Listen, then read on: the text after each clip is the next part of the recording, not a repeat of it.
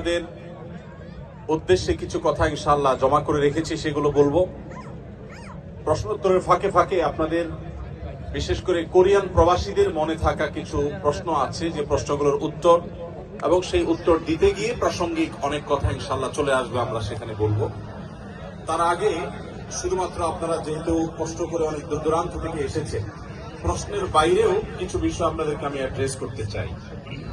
আর শুরুতেই আমি বিশেষভাবে শ্রমণী মসজিদ কর্তৃপক্ষকে, মসজিদের সভাপতি সাহেব সহ কমিটির সদস্যবৃন্দ এবং মসজিদের স্বনামধন্য ইমাম এবং খতিব হযরত মাওলানা মুফতি ওমর ফারুক জনতা একত্রিত হয়েছে, কিন্তু কোনো বিশৃঙ্খলা নেই।